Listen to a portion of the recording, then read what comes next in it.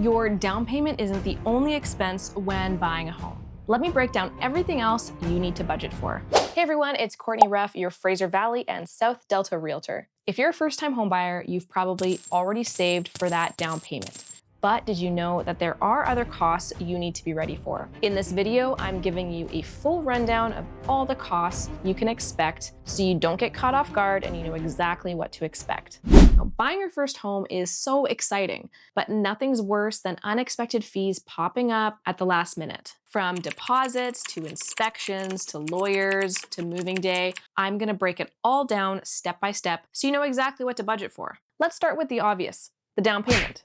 The minimum in Canada is 5% of the purchase price for homes up to $500,000. Between $500,000 and $1.5 million, you'll need an extra 10% for that. So 5% on the first $500K and then 10% on the remainder. Over $1.5 million, it's a flat 20% minimum down payment requirement. This update means first-time buyers in our market get more flexibility before hitting that big 20% requirement. Next is the deposit, which is actually different from your down payment. So this amount is put forward when your offer is accepted and typically when you fulfill your conditions. It's usually around 5% of the purchase price, and it does eventually come out of that total down payment, but you need to make sure you have that money readily available when you're making offers to secure that next home. Typically, you want to have that money ready as a bank draft 7 to 10 business days after you have an accepted offer on a property. It depends on your subject timeframe that you've put in your contract. And this is all assuming that you have an offer with conditions, not subject free. That's when you'd probably have your deposit ready the moment your offer is accepted. Then there's property transfer tax, which I did explain in a previous video, but normally you would pay 1% on the first $200,000 and then 2% on the amount between $200,000 and $2 million. And then it goes higher rates above that. But here's the good news. For first-time home buyers, there's exemptions. Of course, you do have to qualify. You have to be a Canadian citizen or a permanent resident. It has to be your principal residence. You're moving into it, not renting it out. But essentially on homes up to $835,000, you can qualify for an exemption of up to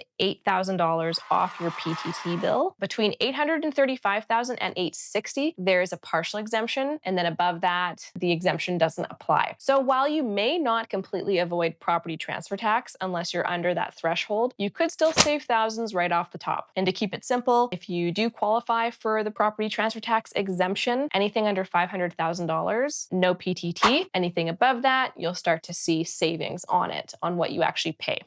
And then there's mortgage insurance. So if your down payment is less than 20%, you'll also have to pay mortgage default insurance through CMHC or a similar provider. Basically, if you're paying less than 20%, you're seen as high risk to the lender. So it's essentially a premium that's built into your mortgage payment. So this isn't paid up front in cash, it's added into your mortgage, but it does affect those monthly payments. The premium ranges from 2.8% to 4% of your mortgage amount, depending on your down payment size. These rates vary, so make sure you talk to your mortgage broker. Then there's a home inspection, optional but smart. Always budget for a home inspection, whether it's a resale or brand new. You just never know what kind of surprises will pop up in the inspection. Trust me, it's the best money spent because at the very least, you'll know what type of maintenance the home requires as soon as you get the keys. And on the flip side, it could be the reason you walk away from purchasing a home. It could uncover so many issues that could cost you thousands and thousands of dollars to remediate. So again, best money spent. Expect to pay about $400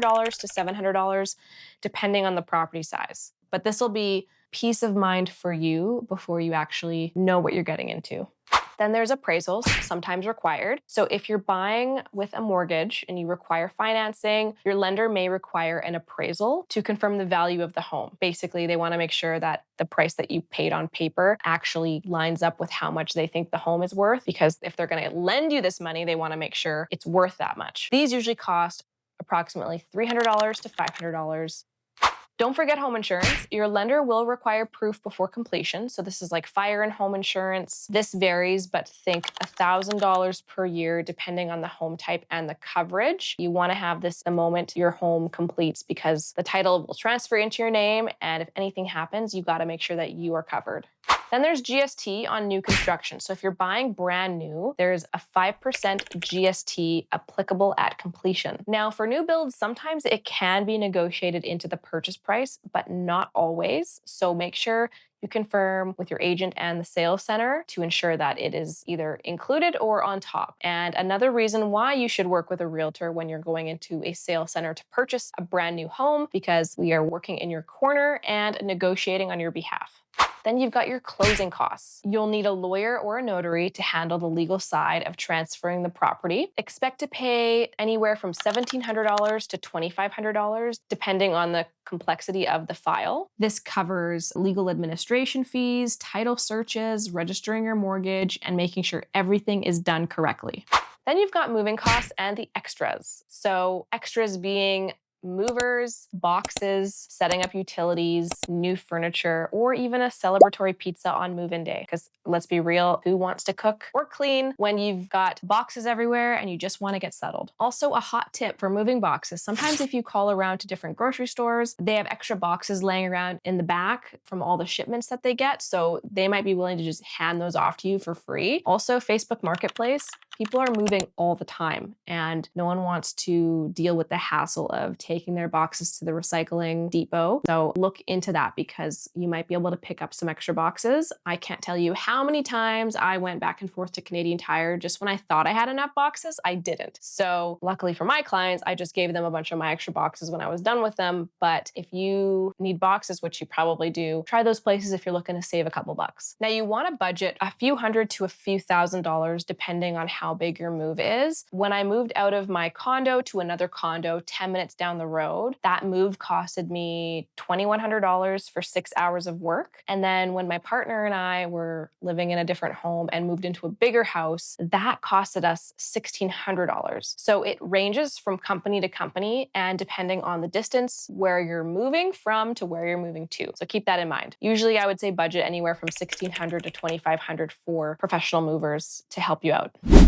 So to recap, beyond your down payment, expect to budget for deposits, property transfer tax, mortgage insurance, legal fees, inspections, appraisals, home insurance, GST on new builds, and those move-in extras. It sounds like a lot, but being prepared means no surprises, and I promise it makes this process way less stressful. And the rule of thumb, budget for about 1.5% of the purchase price. Not super accurate if you have to take into account the property transfer tax or GST if applicable, but it's a good amount to have for all the extras mentioned in this video, like moving, legal fees, home inspections, things like that. If you're a first-time homebuyer and you want a personalized breakdown based on your budget, I'd love to help. Just reach out and don't forget to like, subscribe, and share this video with someone you know who's starting their home buying journey. And remember, it's never too early to get started and get ahead of it. You could be 3 months out, 6 months out, a year and a half out. I offer free home buying consultations. I'd love to help you get set up for success and prepare for this huge next step in your life. Thanks for watching, and I will catch you in the next one.